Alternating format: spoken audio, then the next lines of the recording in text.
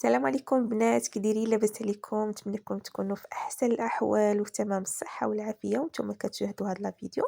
بالنسبه اليوم غادي نقدم لكم واحد الطريقه سهله لتنظيف القوق، واحد الطريقه اللي في واحد الوقت قياسي انكم تنظفوا واحد الكميه اللي كبيره وبلا ما يتاكد لكم ما يكحال ما يوقع لي حتى شي حاجه، وكذلك ان يديكم ما غيكحالوا لكم ما والو، يعني غيبقاو عاديين بحال راه ما نقيتو حتى شي حاجه. بقاو معايا باش تعرفوا على الطريقه. اول حاجه البنات كناخذوا القوق اللي كيكون خضر، يعني ما كناخذوش داك اللي كيكون صفر، هذاك تيكون قاصح يعني صعب اننا نقيو. كناخذوا اللي تيكون باقي طري خضر. كنزولوا اول حاجه كناخذوا هذوك الوريقات كنزولوهم بيدينا، ضروري غنخدموا شويه بيدينا حتى كنزولوا غير دوك الوريقات اللي تيكونوا في الاول خضرين لا غير.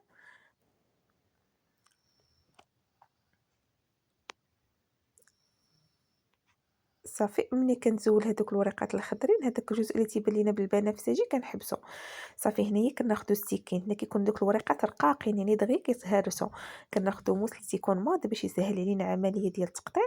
صافي كنقطعوه بحال هكا وكنبقاو نزولوا داك الجزء الاخضر لانه تيكون قاصح، يعني حنا الحاجه ديالنا اننا نخليو داك الجزء الابيض لا غير هو اللي كيكون القلب ديال داك القوق اللي كيجي زوين وكيجي فتي وبنين خاصه في شي طويجين.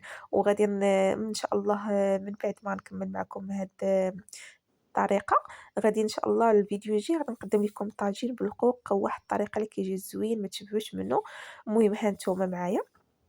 بالنسبة لهنا أنا خديت داك يعني داك الجزء اللي تيكون خضر كنزولوه كامل كتشوفوا، يعني كنحيدو حتى داك يعني داك الساق ديالو، يعني كيكون قاصح، ما حنا حاجتنا بداك اللب الأبيض لا غير.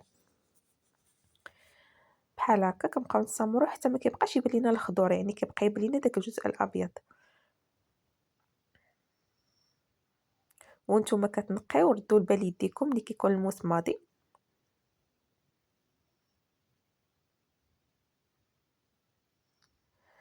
صافي البنات هنا بعد ما نقيتو غادي ناخدو داك نحيدو دوك الشعيرات اللي كتكون من الداخل، كناخدها بواحد الملعقه وكنزولها بسهوله.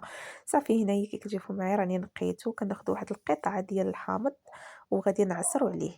يعني انا ما نقولش لكم خذوا بانيو وديروا فيه الماء وديروا فيه شويه الحامض، لا كيكحل كيكحل. الا درتو هاد الطريقه راه ما يكحل ما يوقع ليه حتى شي حاجه، واخا يبقى عندكم مده طويله كديروا شويه الحامض هكا انه كيكون سونطري على انكم ديروا له يعني هكا في الماء، يعني هنا دغيا كيبقى محافظ على ديك الطراوه ديالو في نفس الوقت كيحافظ على اللون ديالو وما كيتاكسدش. صافي هنايا كتشوفوا معايا اللون ديالو راه خضر زوين وبيض، يعني ما كيكحل ما تيوقع له حتى شي حاجه، وكذلك يديكم راه ما تيكحلوش.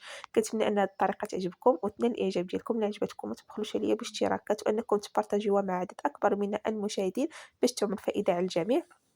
الى هنا استودعكم الله الذي لا تضيع ودائعه، دمتم في رعايه الله والى اللقاء.